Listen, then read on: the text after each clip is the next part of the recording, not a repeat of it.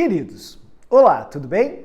Chegamos então na aula derradeira, que para muitos é algo completamente incompreensível, assustador, intimidador. É uma das coisas mais odiosas para muitos alunos dentro da química e é injustiçado, é super injusto. Por quê? Por que é uma matéria injustiçada?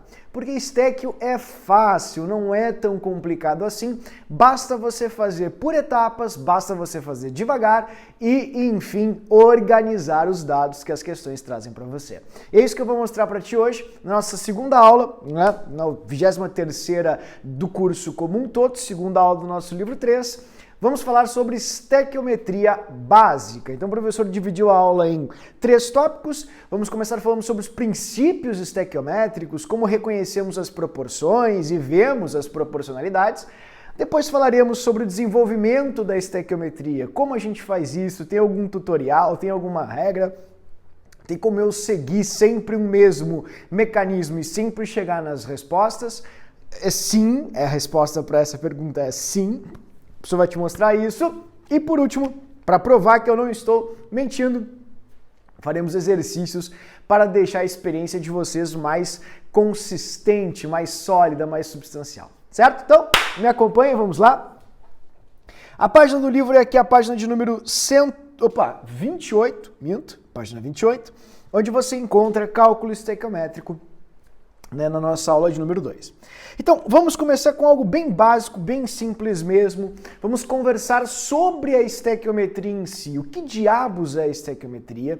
O que a gente mede com a estequiometria? E qual é o propósito dela dentro das provas de vestibular? Vamos lá?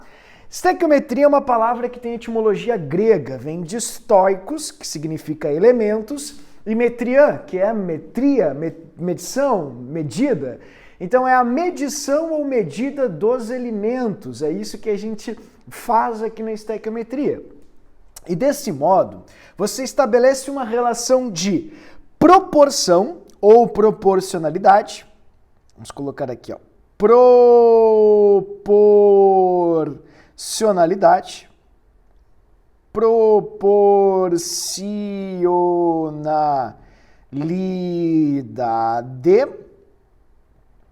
entre os reagentes e produtos de uma reação segundo as leis ponderais, que foram aquelas leis que a gente viu na aula de número 1.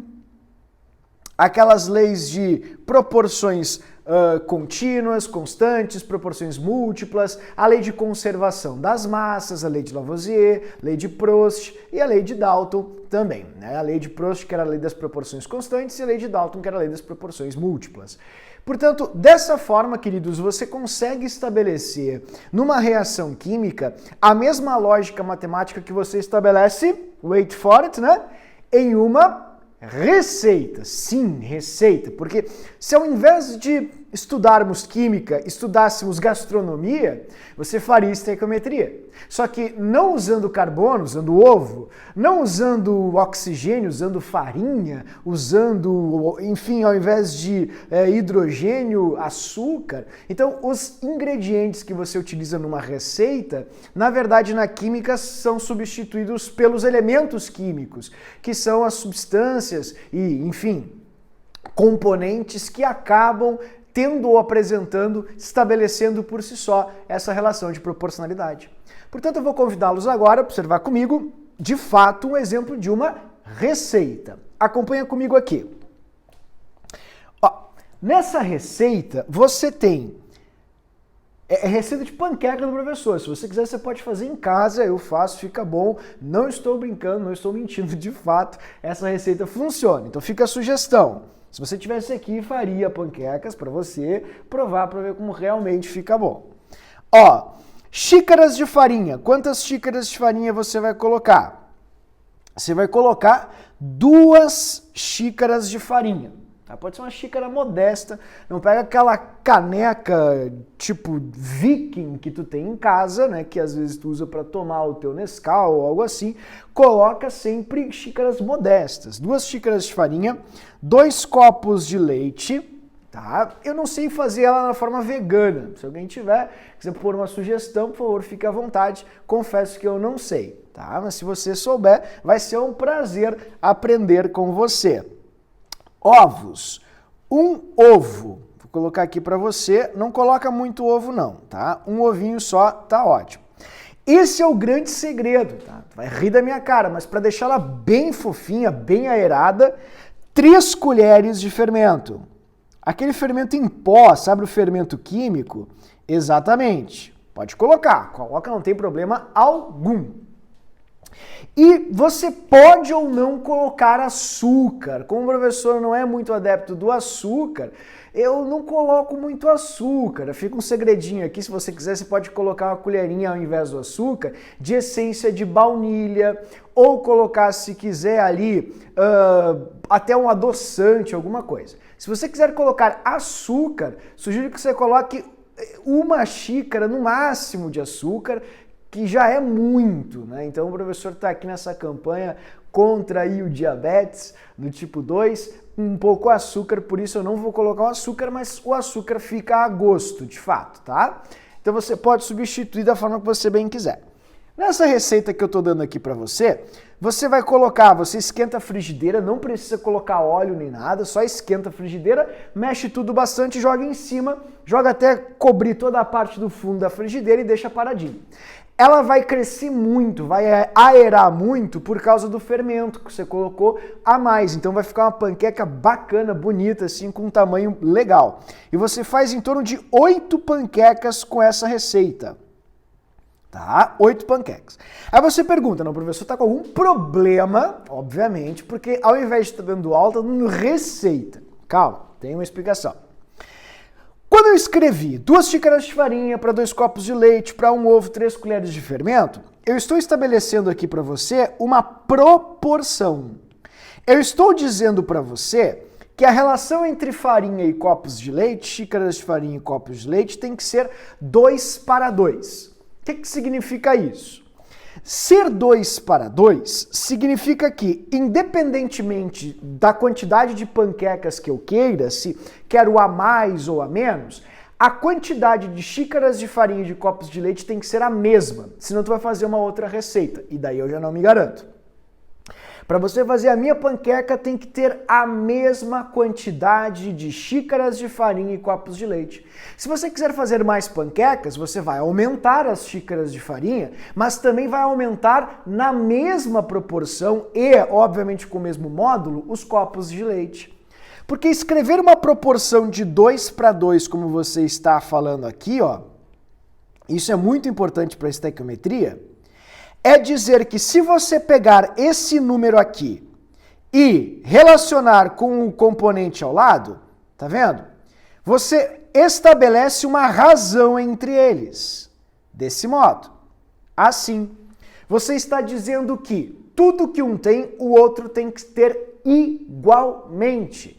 Então, se eu dividir o número que você tem de xícaras de farinha pelo número que eu tenho de copos de leite, como eu fiz aqui, sempre tem que ser igual ao número 1.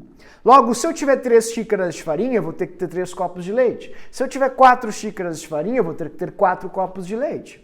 E isso é uma coisa muito importante que às vezes os alunos não se dão conta e é essencial. Esses 2 pontinhos que você colocou ali, eles não são nada mais, nada menos que uma relação de dividir. É uma razão. Ele está dizendo que tudo que um tem, o outro tem que ter exatamente igual. E é por isso que daqui você extrai uma coisinha chamada de linha da regra de 3. Tá vendo? Então, quando você lê ali, ó, 2 xícaras de farinha para 2 copos de leite, você está estabelecendo uma relação de 2:2. O que significa estabelecer uma relação de 2:2? Significa que tudo que um tem, o outro tem que ter igual em termos de quantidade. Significa que se eu pegar e dividir o número de um pelo número do outro, sempre tem que dar igual a 1. Essa tem que ser a resposta dessa relação proporcional. E que eu posso escrever numa regra de 3 assim. 2 xícaras de farinha estão para 2 copos de leite. Então, 10 xícaras de farinha estarão para X, por exemplo. Eu sei que isso é bobinho e simplista demais e que em matemática você viu isso inúmeras vezes, reiteradas vezes, mas se você não se dá conta disso na química, querido, que você faz isso muitas vezes ao fazer uma receita de panqueca, você perde a essência da estequiometria, que é exatamente a mesma, tá? Então, a proporção que você tem ali, eu vou continuar, é 2 para 2 para 1 para 3 e para 8. Então, por exemplo, vamos supor que eu não queira 8 panquecas, que as pessoas gostaram da receita, foram fazer, comeram, adoraram e querem fazer 16 panquecas. Ora, se você quer fazer 16 panquecas, você quer o dobro do que você tem aqui em cima de panqueca. Então você vai ter o dobro das colheres de fermento, você vai precisar de 3 vezes 2 dá 6, o dobro dos ovos, você vai precisar de 2 ovos, e o dobro de leite, 4 copos de leite, e o dobro de farinha, que são 4 xícaras de farinha. Mas note uma coisa que é muito importante. Todos dobraram, mas as proporções se mantêm as mesmas. Tá vendo que o número que você tem para farinha é 4 e o número que você tem para o leite é 4 também? Lembra que eu falei para você? Uma proporção 2 para 2 é a mesma coisa que dizer que é uma proporção de 1 para 1. Tudo que um tem, o outro tem que ter em igual número, igual módulo, em mesma quantidade de medida. E é isso que você está fazendo aqui, certo? Então, isso é proporção. Escrever uma proporção de 2 para 2 é a mesma coisa que dizer que você tem uma proporção de 1 para 1. Porque 1 dividido por 1 dá 1, igual a 2 dividido por 2. Essas coisinhas bobinhas, eu percebo que muitas vezes elas ficam longe assim das questões de química. E em matemática vocês fazem com primazia, com destreza. E quando você traz isso para a química, você troca ovo, sei lá, como te disse, por nitrogênio, caos, problema, desespero, aflição. E não pode ser assim, porque a lógica é a mesma. Você usa as mesmas zonas do lado esquerdo do seu cérebro, mesma relação. E é isso que eu quero tentar trazer para você aqui hoje. Eu quero mostrar para você que é mais do mesmo. Coisas que você já fez inúmeras vezes, vai fazer agora, obviamente, com substâncias químicas, ok? E eu vou provar isso para você. Vamos dar uma olhadinha aqui então agora com a água. Olhem a água, olhem a formação da água juntamente comigo. Perceba. Na formação da água, você tem, vamos lá, eu vou colocar ali para vocês a quantidade dos ingredientes, ok? O ajuste dos coeficientes. Você lembra que lá na lei de Lavoisier, nada se cria, nada se perde, tudo se transforma. E lá no livro 1 a gente já ajustou coeficientes, né? A gente já fez aquela relação de átomos nos reagentes que precisam ser iguais aos átomos que você tem nos produtos. Então, como você tem 2 hidrogênios aqui, você vai precisar ter 2 aqui também. Só que como eu tenho 2 oxigênios, você tem que ter 2 aqui também. Então, a forma com a qual você vai ter 2 oxigênios é tendo o dobro de águas. Então, eu vou escrever 2 águas. Isso com 1 oxigênio. E se você tiver 2 águas, 2 moléculas de água, você vai ter um total de 4 átomos de hidrogênio.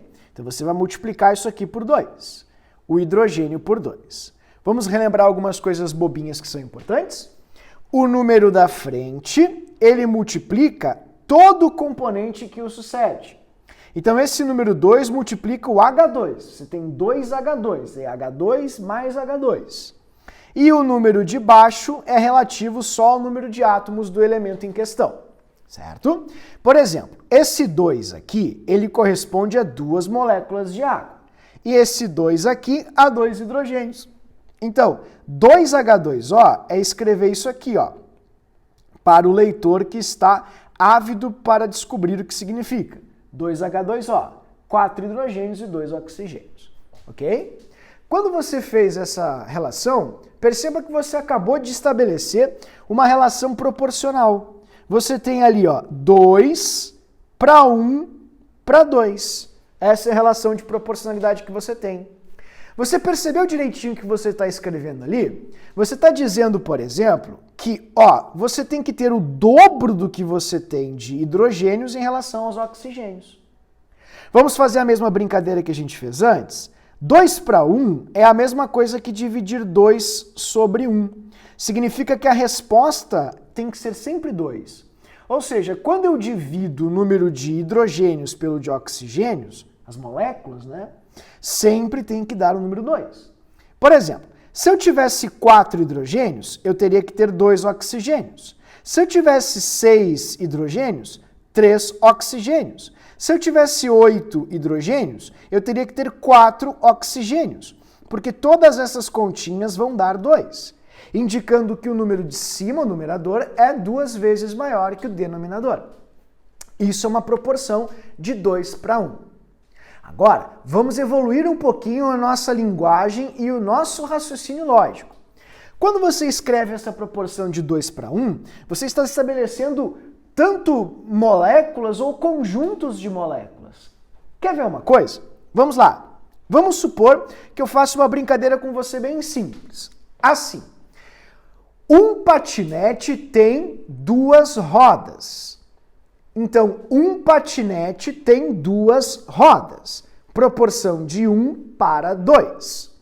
Portanto, uma dezena de patinetes, que consiste em 10 patinetes, vai ter quantas rodas? Como é que eu vou saber? Vai ter 2 dezenas de rodas. Por quê? Porque tudo que você tem de patinete, e entende-se tudo por quantidades ou conjuntos de medidas, como por exemplo, dezenas, centenas, milhares, milhões, ou até, wait for it, né?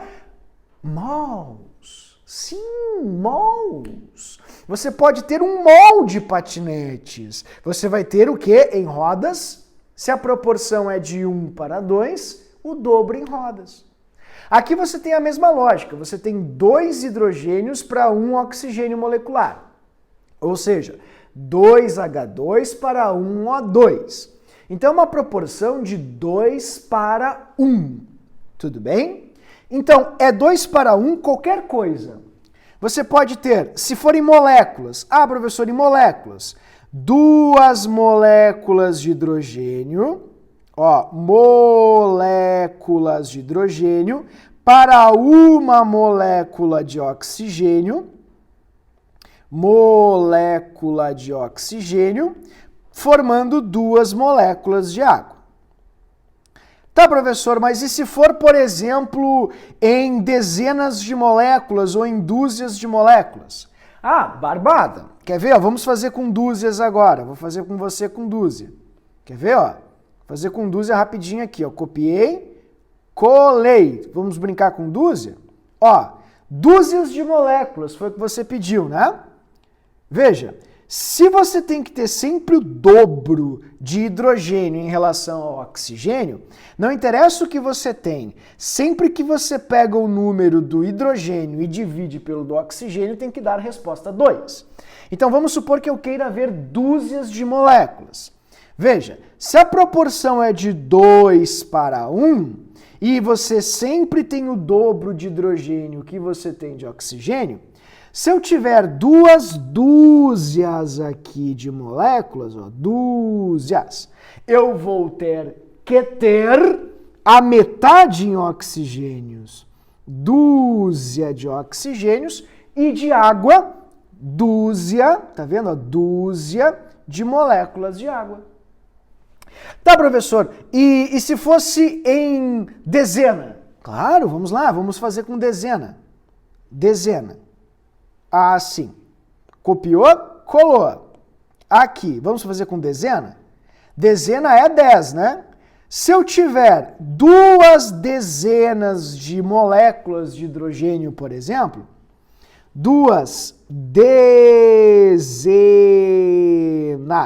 de moléculas de hidrogênio, você vai ter 1 dezena de moléculas de oxigênio e 2 dezenas de água.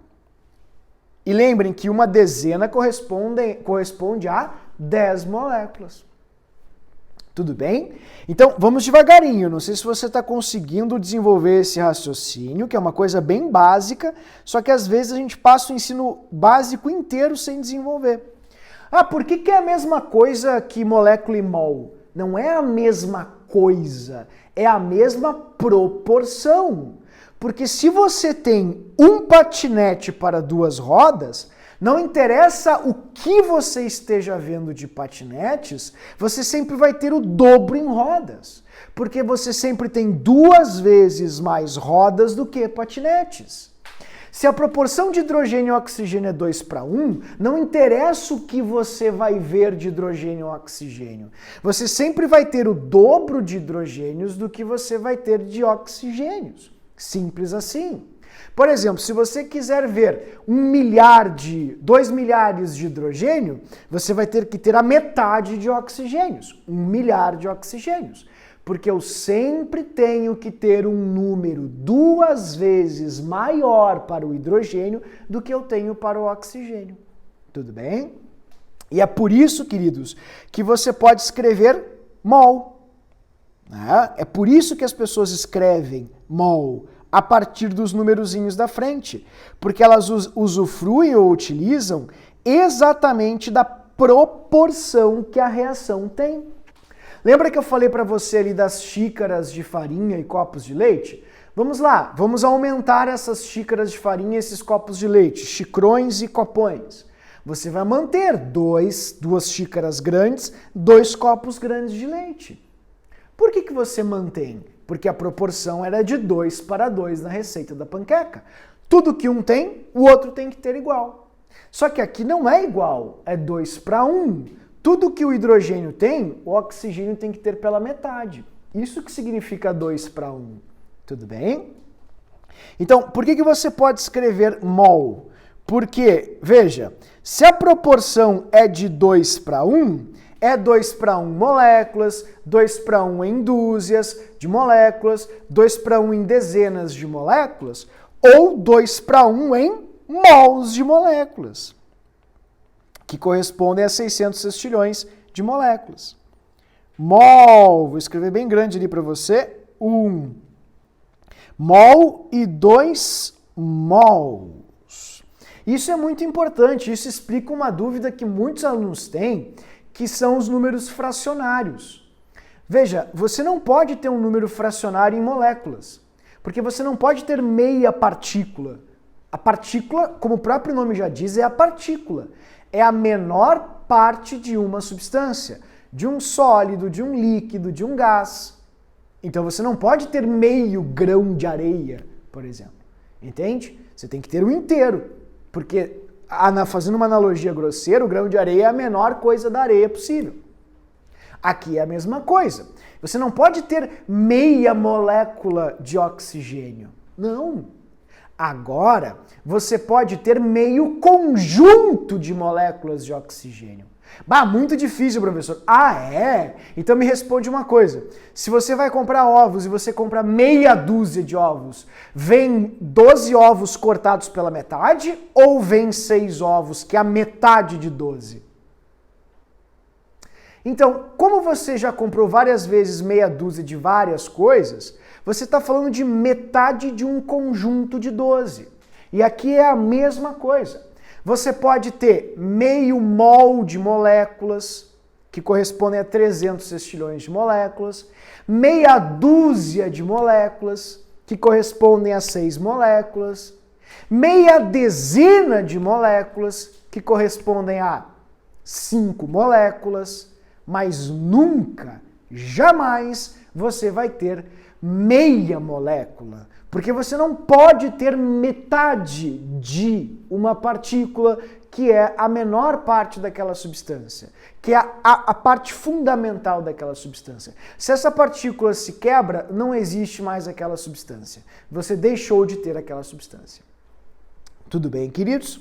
Então, essa é a premissa das relações proporcionais, e é muito importante que você entenda isso agora de maneira derradeira. Bote na sua cabecinha e explique para os outros por que os números da frente eles podem ser associados tanto para moléculas quanto para mols.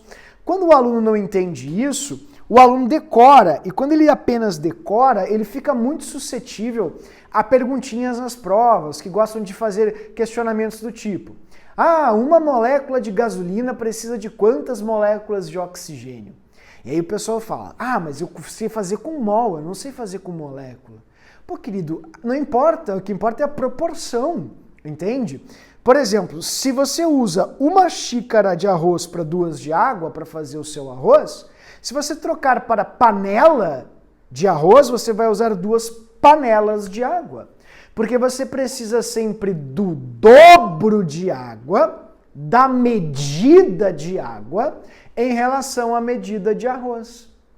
Isso é uma proporção de 1 para 2. E aqui eu estou mostrando para você uma proporção de 2 para 1. Ou seja, o hidrogênio tem que ter o dobro do que você tem em oxigênios. Ok? Vamos tentar fazer uma outra proporção aqui para brincar. Ó, amônia. Como é que ficaria a proporção da amônia? Na natureza, nada se cria, nada se perde, tudo se transforma. Eu vou usar a regrinha do macho aqui para poder fazer o ajuste. Ó, vou colocar 2 nitrogênios aqui. E aí eu fiquei com 6 hidrogênios, 6 hidrogênios. Se você tem alguma dúvida quanto a isso, sugiro que você dê uma olhadinha lá na aula do livro 1, na aula sobre balanceamento, porque o professor ficou muito tempo, foi uma aula inteira só sobre balanceamento, regrinha do macho, regra redox, que infelizmente a gente não usa para nada, né? Então lá você vai ter uma boa base para fazer os ajustes por balanceamento, ok? Então, feito aqui a receita, pronto. A nossa proporção é 1 para 3 para 2. Essa é a proporção que a gente tem aqui, correto? Beleza. Vamos tentar agora ler isso de maneira mais ampla. Isso está dizendo para mim que tudo que eu tenho de hidrogênio, eu tenho que ter 3 vezes menos em nitrogênio. Conseguiu ver isso? Ah, professor, mas isso é muito complicado, é muito difícil, é muito, complexo, não tem condições. Tá, vamos pensar então em triciclos. O professor é meio burro, mas é um triciclo.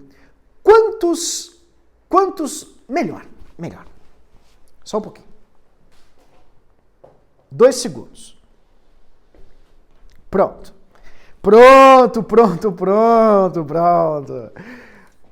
Tripé! Sim! Olha aí, olha só, a gente faz a aprendizagem surgir nos lugares mais inusitados possíveis. Então aqui você tem um tripé, querido. Você é muito burro, mas ó, tripé, ele para sozinho. Um tripé